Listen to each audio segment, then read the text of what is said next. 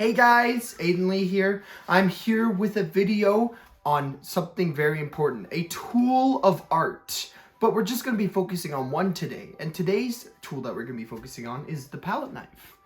Now, if you don't know what the palette knife is mainly used for getting the main shapes of many different types of flowers, petals, or sometimes even trees because of just how thin the metal is compared to a paintbrush. You can see that the metal is very easily bendable and can be used in multiple variety of ways, which we will be discussing now. 6 main principles. And I just want to say that with this, we're going to be using, you can use obviously plastic ones, metal ones.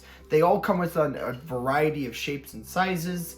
But if you can do the main one, you can use this. Any one works. But I'm going to be using this one, which is mainly meant for just making lines. Okay. So the first principle is color application. Color application is basically the main thing when you're when you're using a palette knife. It's basically taking paint on the edge and just like applying it. You're just color application. I am applying the color on. Pretty simple, right? Just applying the paint as you normally would. That's the basic piece. So let's move on to the second one. So I'm going to quickly wipe my palette knife because I want to make sure that I don't get any extra colors. Just like a paintbrush, which we'll be actually discussing in another episode. We will be discussing the different types of paintbrushes and what they're meant for. But the second one we got to deal with is blending. The same as a paintbrush. Follows almost the exact same principles, but in a unique way. So let's say we apply green at the top here. Pretty simple. And then I get another color. You know what? I'm going to take a bit of white. I'm going to apply it right there. Right underneath it. So now what I'm going to do, wipe the brush, or wipe the palette, and I'm just going to blend the two. If I keep scraping against it, you could see that automatically the white and the green will just start to blend with each other. Almost like you don't even need to do anything. But you can see that the white kind of blends into the green. And the white in turn entirely, but you could see that it is a slow transition, which is blending. That is the main part of blending. So it's sort of it's a bit more complicated than a paintbrush, but it's not as complicated as you think. It's not like you're trying to solve some math. Sometimes math's very difficult.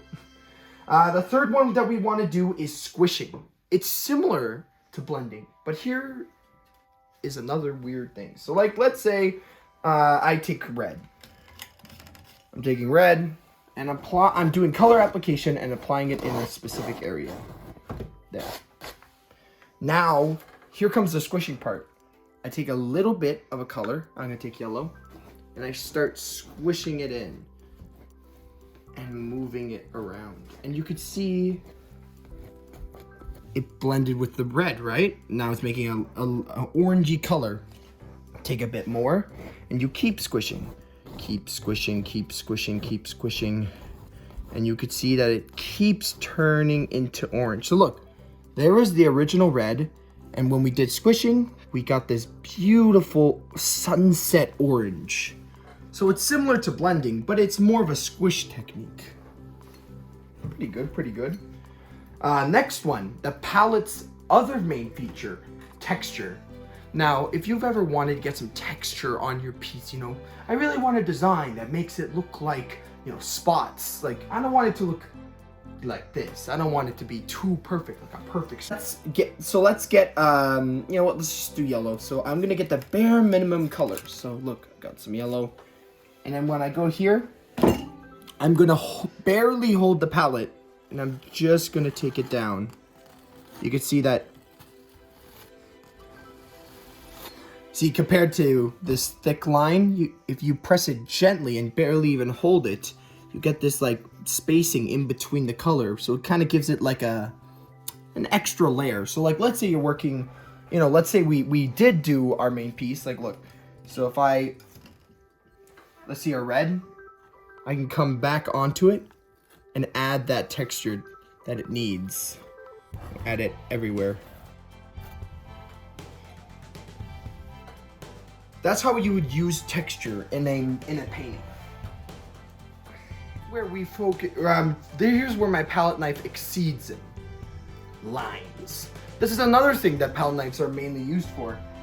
So now, instead of just applying it on the very tip, what we're gonna do is let's take, I don't know, you know what? Let's take a black. Take a little bit of black, and I'm covering the entire tip. And look, applying it on the end. And if you want a thicker line, you can like press against it like this.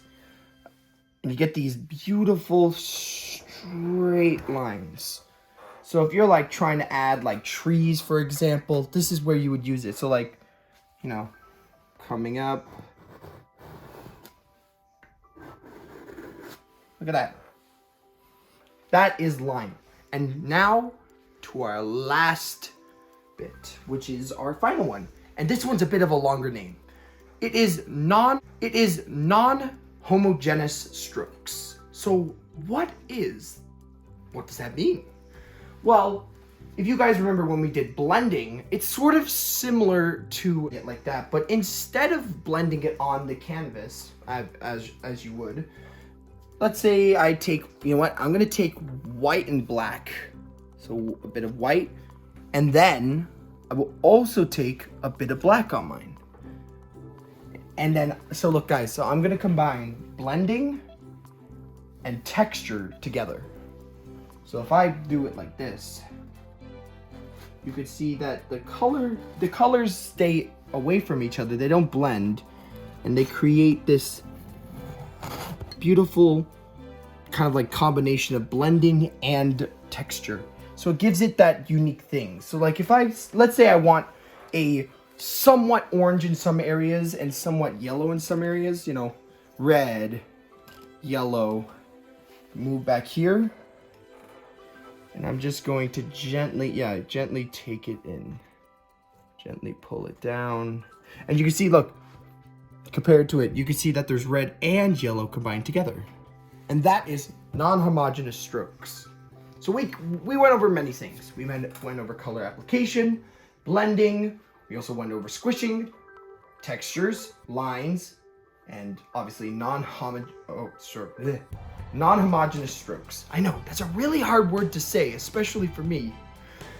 But that's what the main palette knife is used for. For me, my main things with palette knives are lines and always texture. I always want to get that, it's sort of like a second tool. So after using your paintbrush, you would usually use your palette knife for doing second edits or third edits, depending on what you want, or depending on what the painting is. But I hope that you learned something today with the palette knife. Remember guys, always have a palette knife in your painting arsenal. Next time we will be doing paintbrushes, so make sure to look at that video as well.